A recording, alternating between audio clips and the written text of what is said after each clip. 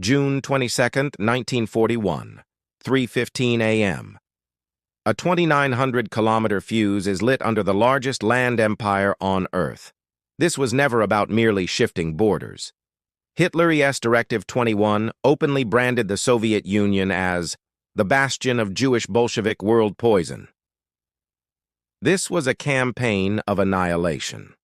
The chilling blueprint was General Plan Ost, which demanded the complete erasure of Slavic populations.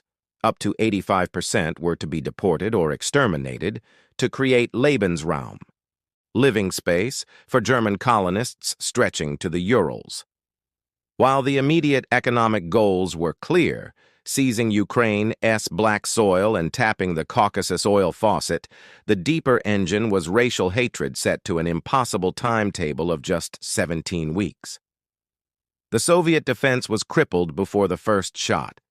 Hitler's confidence rested on a crucial fact: Stalin had utterly cannibalized his own military. The infamous purges executed or caged 30,000 top officers.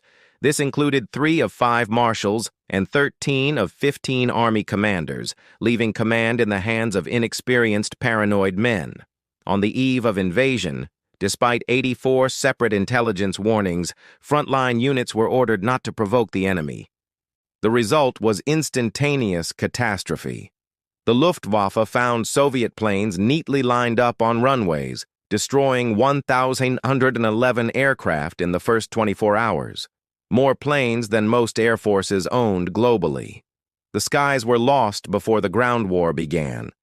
Guderian's panzer divisions executed the blitzkrieg brilliantly. The initial pincers at Białystok-Minsk were devastating, and his tanks sliced an unbelievable 400 kilometers in just 2 weeks. But the German troops soon met a monster they hadn't planned for: the Soviet T-34 and KV-1 heavy tanks. At the colossal armored clashes near Dubno, German 37mm shells simply pinged off the T-34's sloped armor like pebbles.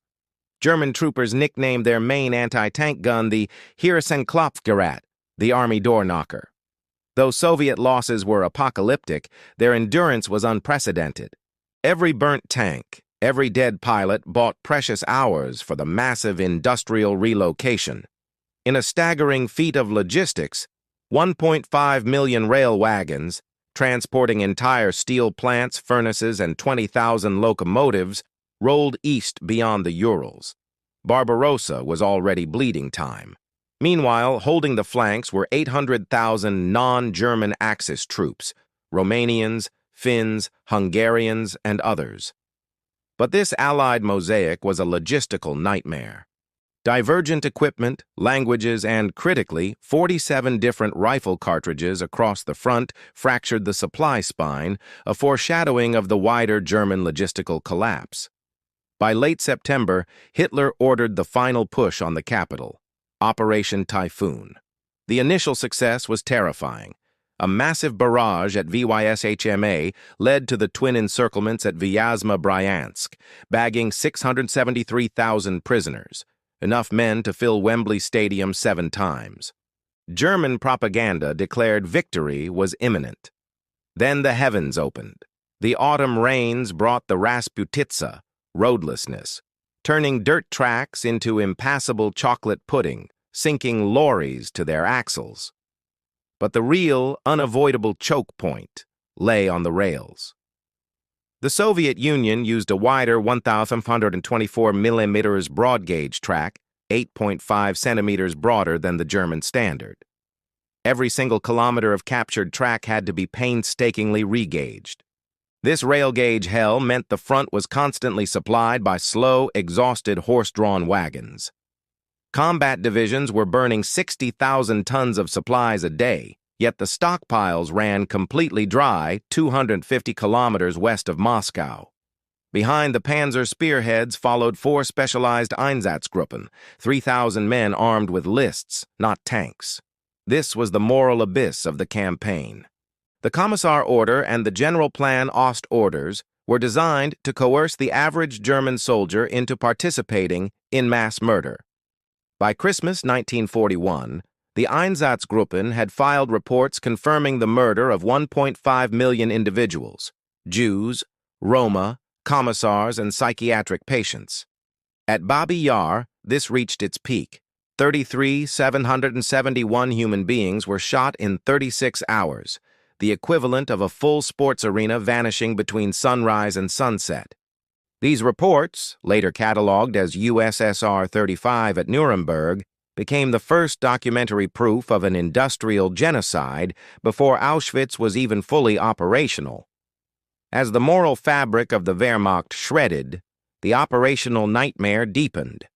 On December 5th, the cold was unbearable, -40. German machine guns froze solid. Soldiers desperately urinated on the bolts just to unjam them. The Soviets, however, were suddenly reinforced. 1-800 British Matilda and Valentine tanks, already battle-proven in North Africa, had rolled straight off the decks of Arctic convoy JW-1 at Murmansk, plugging the massive gap in Soviet armor. Then, Marshal Zhukov struck. 17 fresh divisions from Siberia and the Far East, ski battalions in white cloaks, their PPSH guns wrapped in fur, slammed into the exhausted, frozen Wehrmacht. The Germans were shoved back 250 kilometers in chaos. This was the first land defeat of the Third Reich. By December 1941, the war's true cost was already staggering, revealing how Barbarossa failed not on the battlefield alone, but in the spreadsheet. The Soviet military suffered 2.3 million total casualties, killed and wounded, but the grimmest figure was the human wreckage left behind.